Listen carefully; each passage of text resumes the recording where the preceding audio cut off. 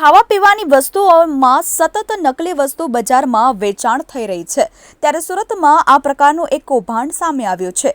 સુરત શહેરના લોકો અવનવી રીતે ગુનાઓ આચરી રહ્યા છે। લોકો સાથે છેતરપિંડી કરવી, ડુપ્લિકેટ કરવું જેવા ગુનાઓમાં સતત જોવા મળી રહ્યા છે। ત્યારે આવા જ એક ગુનામાં પીસીબી પોલીસે કાર્યવાહી હાથ ધરી હતી।